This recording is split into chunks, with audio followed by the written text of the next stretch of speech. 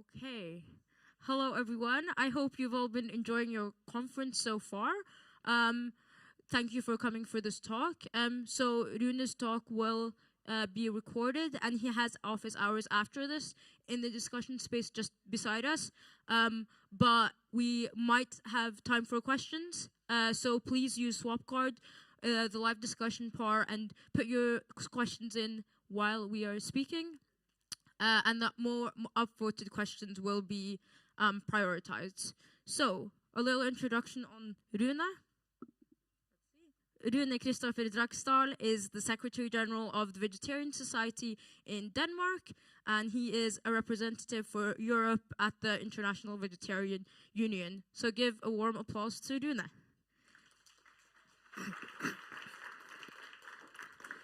Thank you very much, and thank you for the invitation and for this wonderful event here in Stockholm.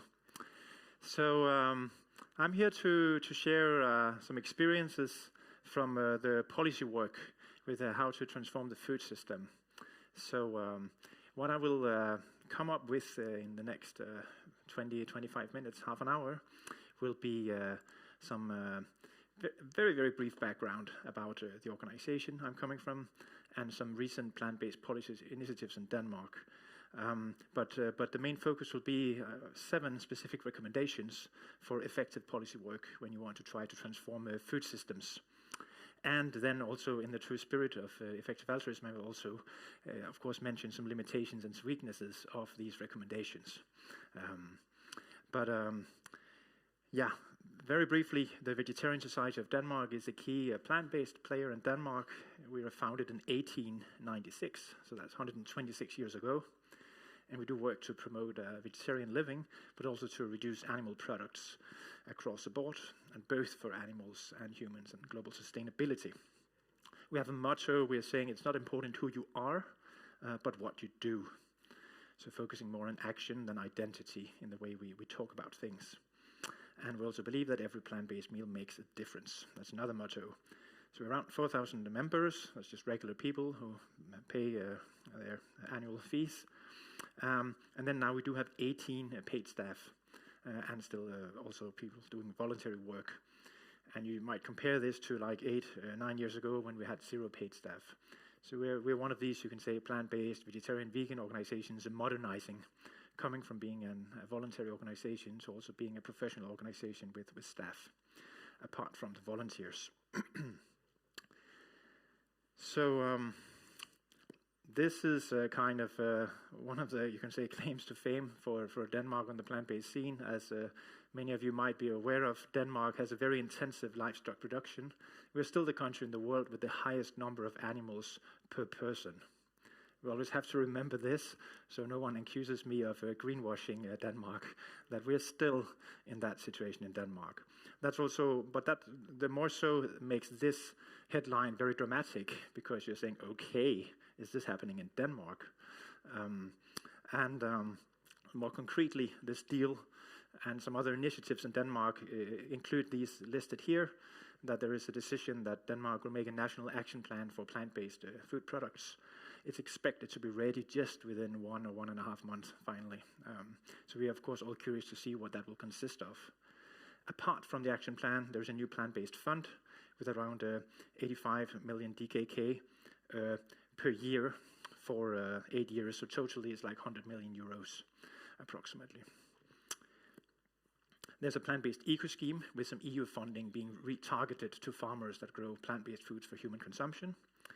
And then also, actually before this deal, Denmark introduced some dietary guidelines that are some of the greenest in the world. Now do actually emphasize eating pulses, legumes, like chickpeas, beans, and lentils. We're supposed to eat 100 grams of those per day, and only around, and you don't have to, but you can eat.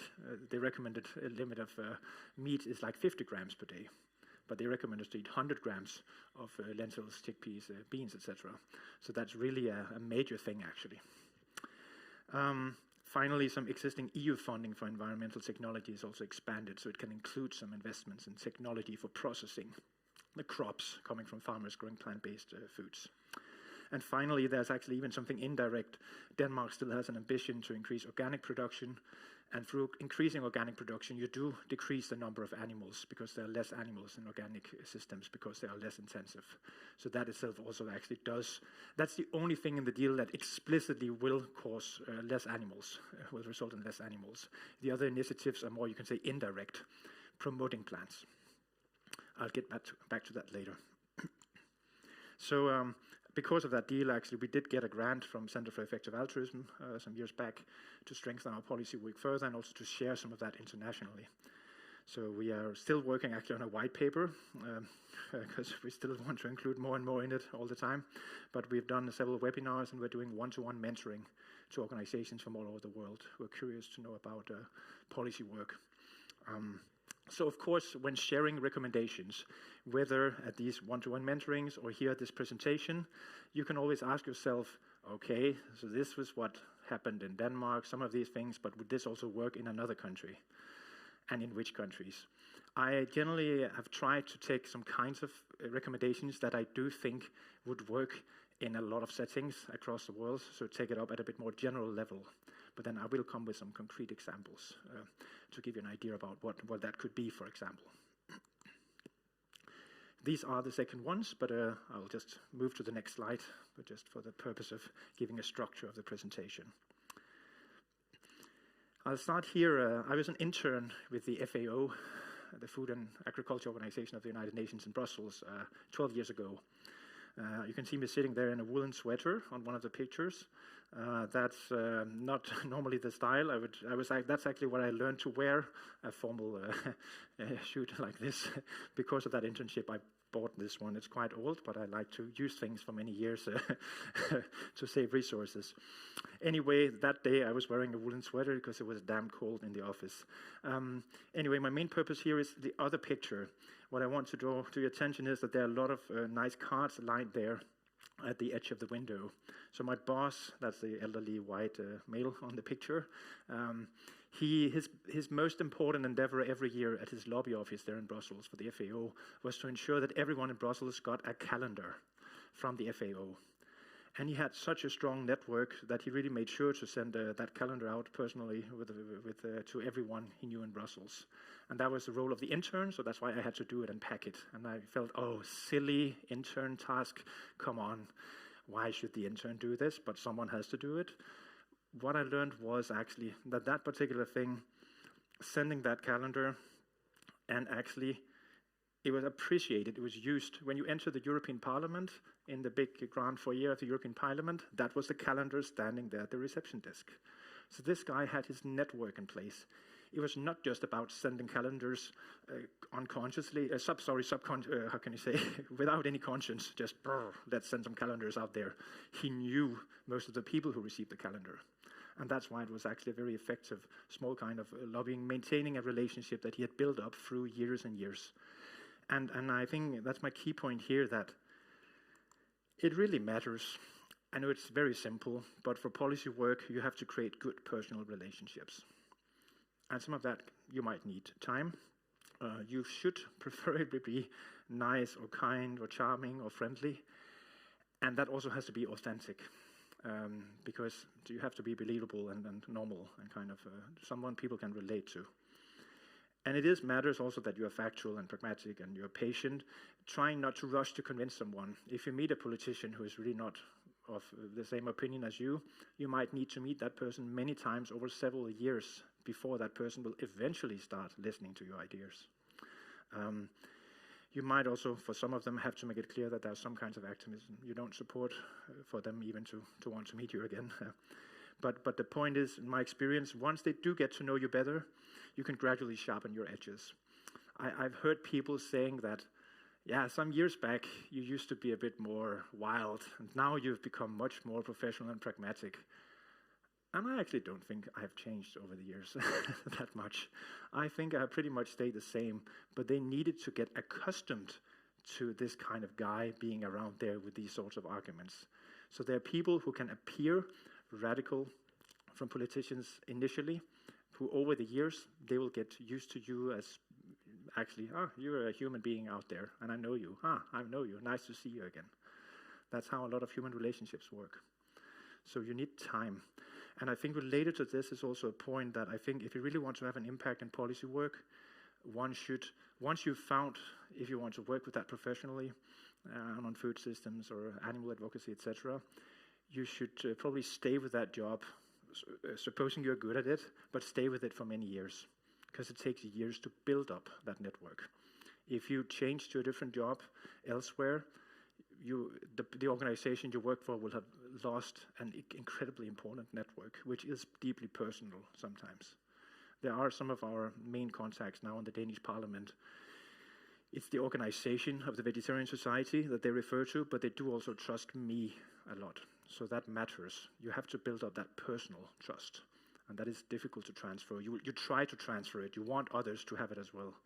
But there's a certain responsibility, I will say. The stronger your network is, the more you might be obliged to stay where you are.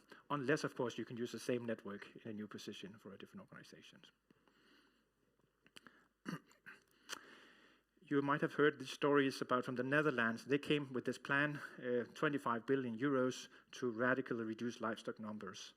And also there were these protests with farmers blocking the highways, etc. in the Netherlands. That's certainly, that's where we really, we want kind of, you have to reach this point for the benefit of society and animals and the world. But the approach and these kind of headlines is really making it hard time for politicians in other countries to be convinced that they should move down this path, because there was a really angry reaction in the Netherlands. So what we have at least tried to do in Denmark is try to focus a lot on what we want more of. What are the benefits? So we focused, for example, one of them is saying like how we should always have a plant-based option in all the public kitchens. Or a very early proposal of ours 5 years ago was, let's get a calculation of the health economic benefits of people eating more plant-based. That's a pretty neutral suggestion for the politicians. And it got through, they made the calculation. And because of that calculation, we can always say, well, Danish society can save between 6 and 20 billion kroner per year if we switch to a more plant-based diet that follows the dietary guidelines. So there are some of these identifying concrete pragmatic proposals. My recommendation here is, again, because I know some of, whether you or someone else you know might be working with policy work, you have to start up. You don't get 1 billion kroner for policy development in the first stage. You have to start with really tiny, small proposals, and simply getting a calculation on the economic benefits is a good place to start. Because most people who are interested in economy and financials, etc., they feel, yeah, okay, let's see what that calculation will show. So identify some positive formulated proposals that are very difficult to reject and that are realistic, and initially they should also be cheap, so they're easier to get through. Plant-based options is a possibility. Education of kitchen professionals, it could be this calculation I mentioned. Lower VAT on fruits and greens, but that's actually quite expensive. That's still a reasonable thing that most people agree on, but the problem is just that it costs some money, and sometimes then the politicians can't find that money. And finally, research and development funding. That word is usually where you can get, especially some of the center right-wing politicians on board. Anything that sounds like technology or business interests, they're into it. So again, some of these different proposals might work best for left or right wing, but I think there's some of these things that could work in a lot of countries, because they're not that dangerous for politicians who are hesitant.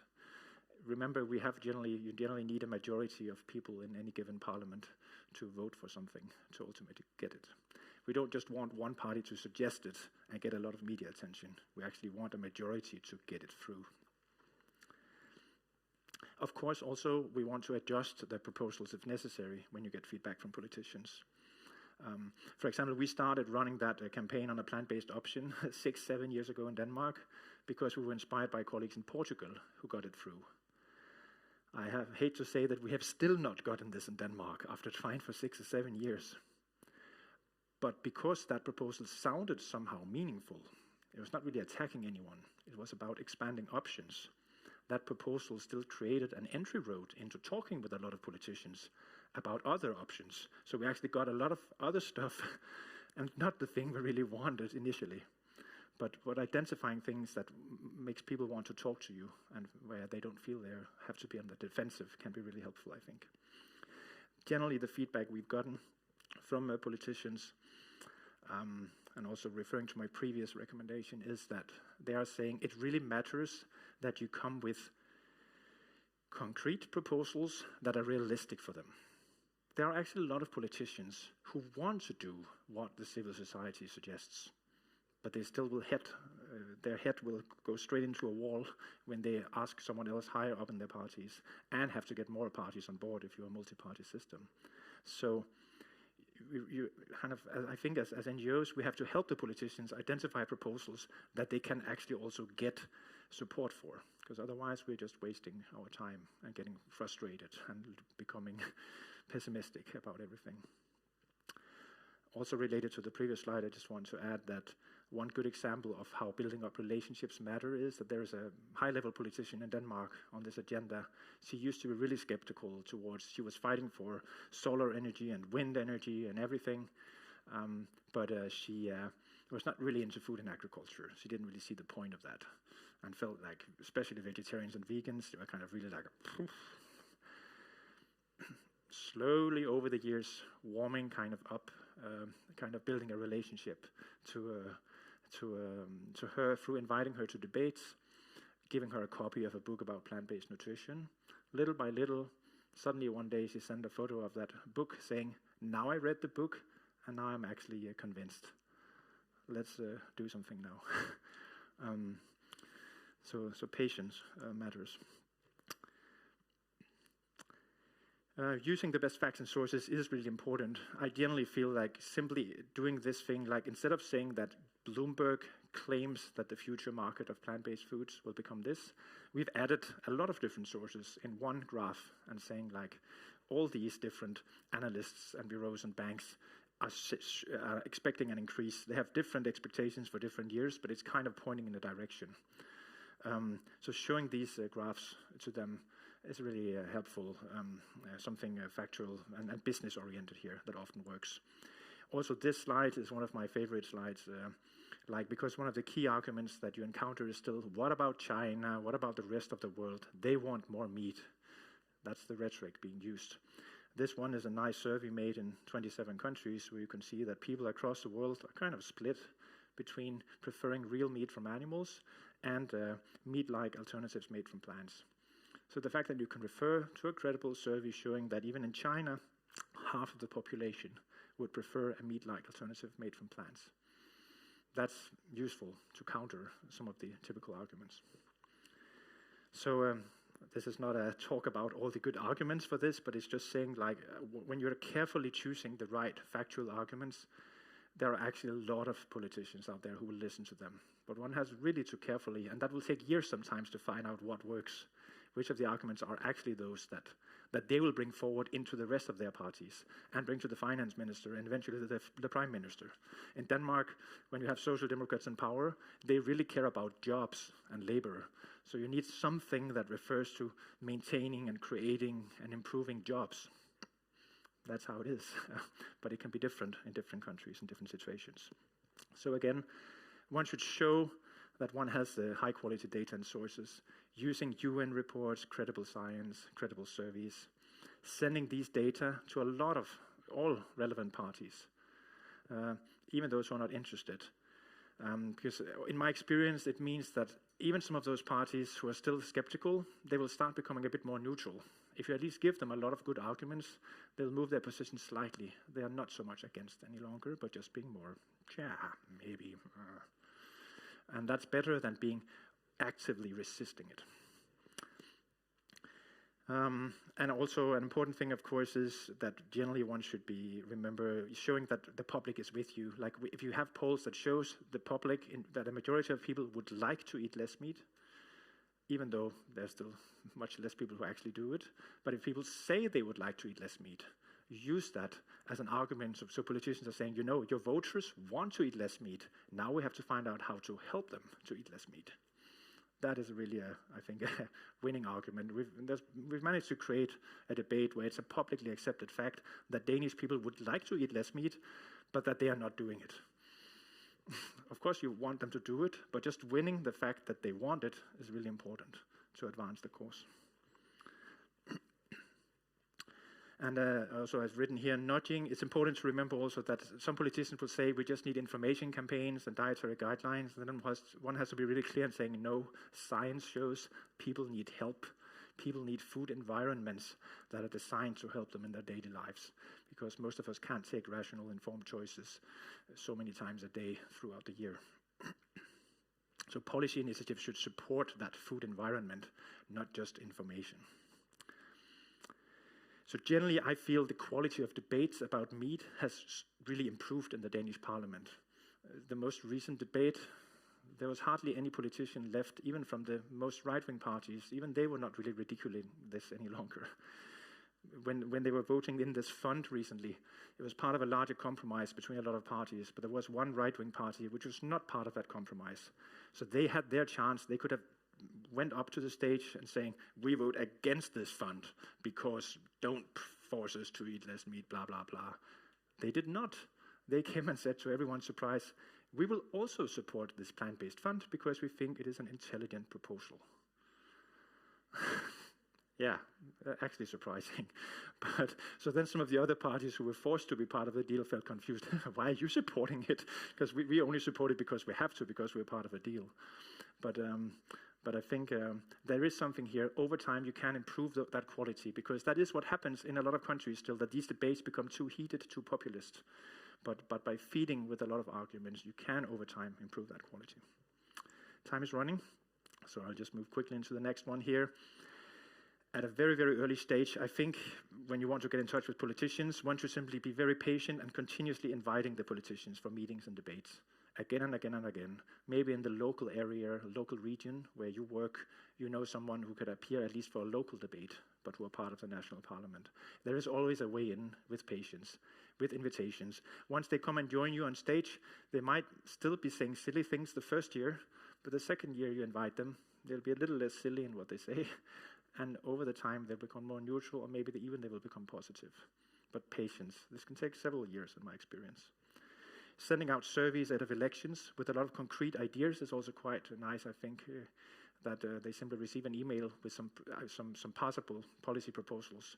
Again, when those ideas you send to them are actually quite realistic, they will, you can say, they will at least be used to hearing these kind of ideas at an overall level.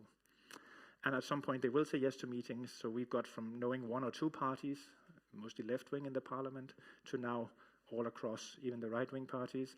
Yes, it's still central left-wing that are mostly active, but they are now active in the sense that they call us for advice. I would say I hardly have a week without a key politician calling me to get some input.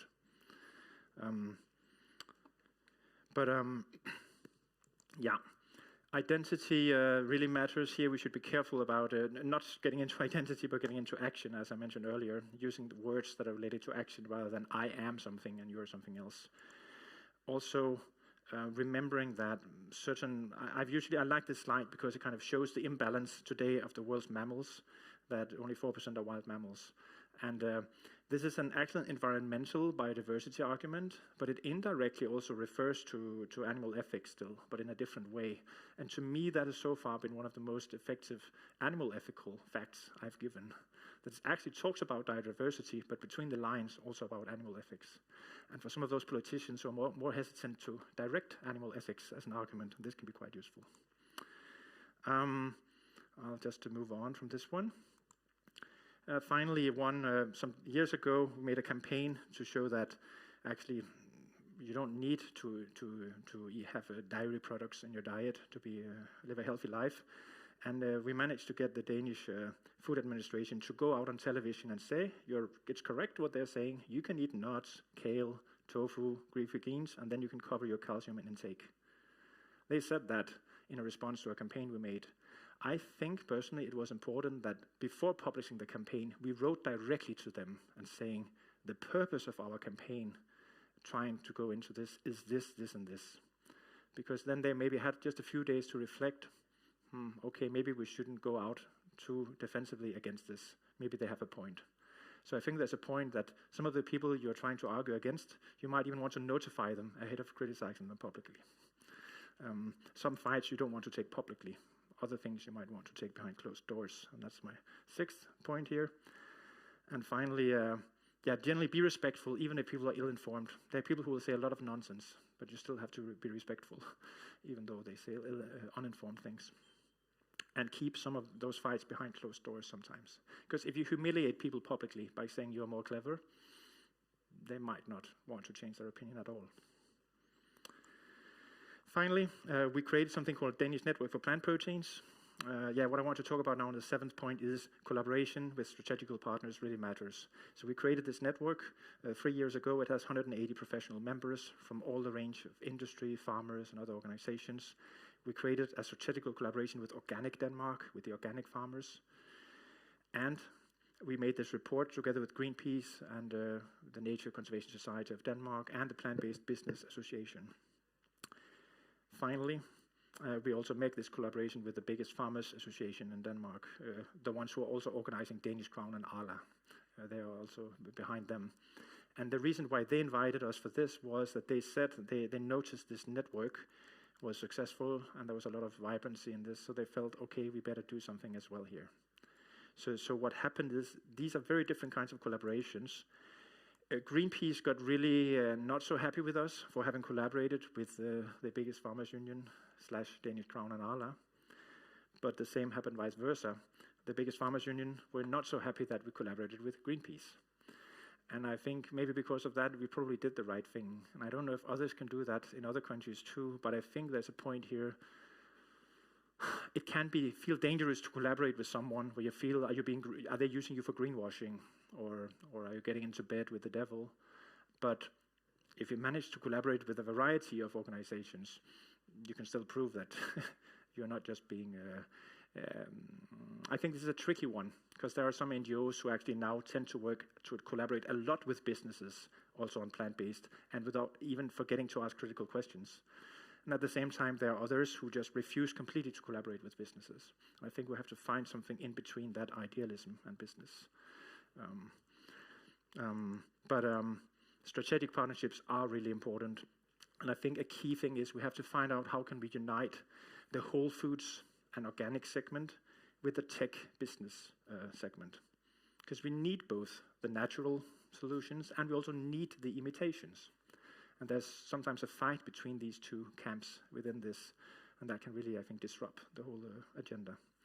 So we can play a bridge builder role, I think, making people collaborate more. So that was my 7 recommendations, and the possible limitations and weaknesses could be that can you be independent as an NGO when you also collaborate with the business sector? It can be risky to collaborate with mutually opposed partners.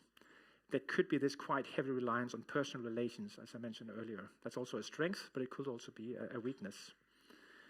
And maybe some of this is mostly realistic under center left-wing governments, but still, they usually come into power once in a while in most countries. And still you need to convince the right-wing parties, at least to keep them interested and a little neutral, at least. And then, of course, do we have enough time for this strategy? Some people will say we don't have time to wait for this. We don't have time to be patient. But I'm afraid I don't see the alternative. But now my time is up, but thank you for coming and listening.